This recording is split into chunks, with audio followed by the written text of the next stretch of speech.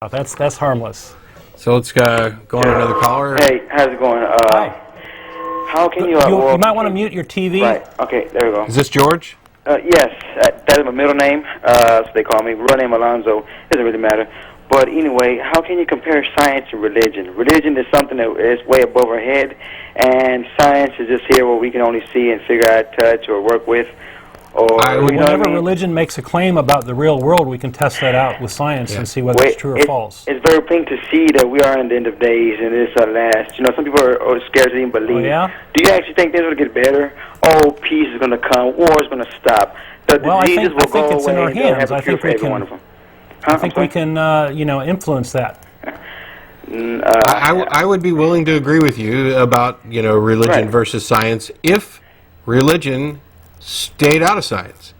If churches did not affect policy, like we talked about a minute ago, if religion didn't make claims about reality that we can test and show are incorrect, if it was a completely esoteric spiritual claim that was personal to a believer, that's great, fine. But see, that's when the beast comes in. Of course, man. They try to overpower I haven't religion. met any beast. Can you tell me about that? The beast, or there's no certain beast here on earth. This is the beast, the spirit, of course, the devil, whatever.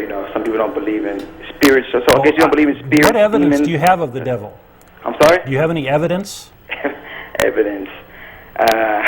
You have a footprint or a burn mark or something? Man, it's plain to see, man. I mean, you can't see it. Turn the TV and you see them.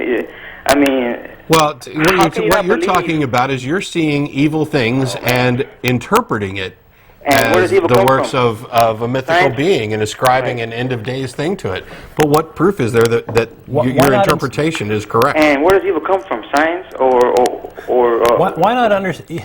Evil is not a thing. I mean, people harm other people, and you can call that evil if you want, but the nature of it is one person is doing harm on another. So why wrap it up in magic and BS? Why not understand it as one person harming another? Right. Okay, so say, for example, if I was to harm people, or if I'm doing that now, or do you think after I pass away, do you think I won't regret, how do you say, be punished for that stuff? Or do you think, who's going to do the punishing? Who's going to do the punishing?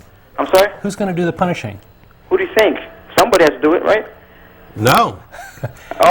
We as a society can punish people. So I'm going to commit murders, rob banks, and get away with it, and nothing happens to me. We as a society can punish people, yes.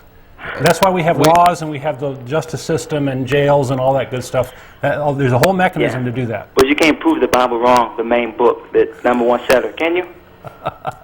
Right? Can you prove that any of it's right? Any of the spiritual claims? I mean, so obviously... you can prove that it's wrong. I don't have to prove that it's wrong. That's the point. You're the one making the claim. You're claiming that there is a God, and I'm saying, I don't believe you. Where's your proof? Okay. Now, last thing.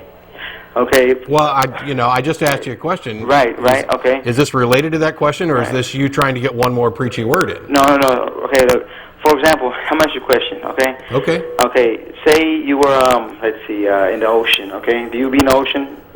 I was in the Navy for 8 years, so yeah, I'm kind of familiar with the ocean. Okay, just for example, you and your family going out, or friends, you and Don here, we're in the ocean, and, hold on, let me turn the TV down. You're in the ocean, and you're having a good time. Some margaritas that came from Antonio's, and all of a sudden, you got caught up in the wave, and you were like, I can't get out of here, man. I can't swim, just... You're by yourself, and in your head, you're like, I know I'm not going to make it out of this wave, man. I know I'm going to go down, Who are you going to call on? I mean, are you going to say, oh, this is it, I'm gone? Or I bet you'll say, God, please help me, I'm sorry for you know what I mean? Well, you'd probably lose that bet. Atheists and Foxholes issue. You will lose that bet because there's no way I'm going to call on something that I don't believe in. Your basic question, let me answer. Your basic question comes down to, do you call on somebody in times of trouble? If you're an atheist, you don't believe there's a God, so it doesn't make any sense for you to do so. But I'm betting that you would. Well, you're betting, can I finish? Yeah. You're betting wrong. And the reason is, I was a Christian for 25 years. Ooh. This is nothing new. I understand the concept of, calling out to God in times of trouble. What I've chosen to do, after evaluating science and philosophy and a number of other things, is try to live my life where my beliefs are as in tune with what is actually true as possible.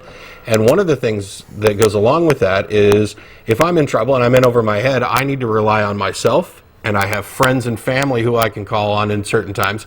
But in your specific scenario, if I'm stuck out in the ocean and I'm about to die, then I'm about to die, and there's nothing I can do, to change it or affect it. And I'm certainly not going to call out to a god any more than I would call out to unicorns, leprechauns, or Santa Claus. Oh, it was man-made, of course. Of course, man is going to make fairy tales, but I just can't see how y'all this. I mean, this end of days are coming, people are dying, diseases are going out there, wars.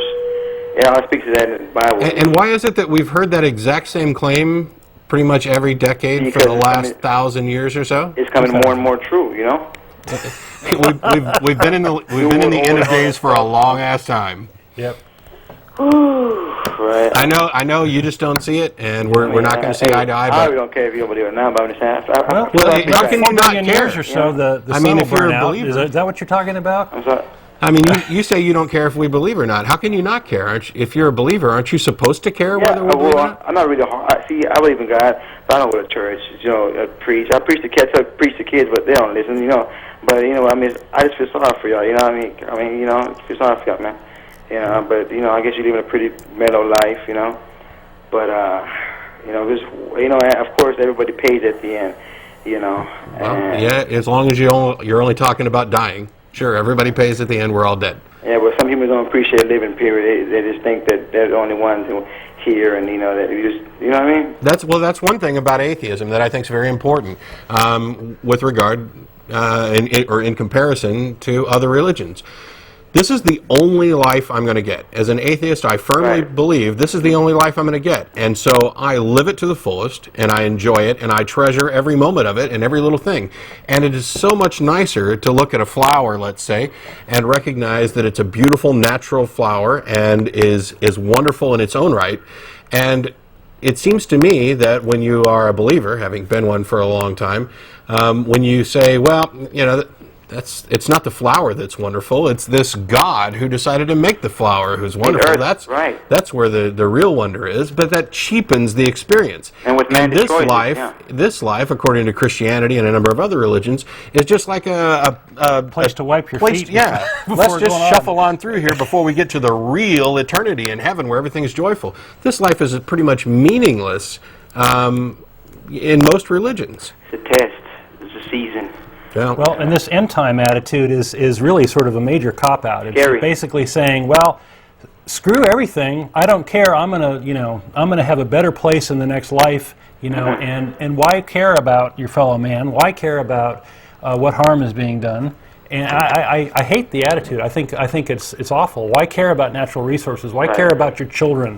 Don't worry about global warming. Don't worry about global warming. I mean, the Earth's going to be destroyed, and a new Earth will be created if you're of the Christian faith. Selling out the current for. People say that the world's going to end by fire. What do you think? We're going to. What do you think? maybe in 4 billion years. Yeah, my best guess. Or hold your breath, okay? My best guess is the sun will go supernova later. The way the Earth is now, as far as the water and pollution, do you think we're going to go another 1,000 years? Well, not with that attitude. I'm pretty sure that it will extend beyond my life, and I'm doing whatever I can to make sure that the lives of the people who follow me aren't ruined by my carelessness. That's La La Land there, that's La La Land, What's La La Land? As far as you thinking it's going to be here some more. You don't think the Earth is going to outlive you? Well, I know there's a lot of Christians working towards making the end times a reality, right? Yeah. The mark of the beast. I believe in that. Come on. Let's move on, Matt. All right. Okay. Thanks a lot for calling.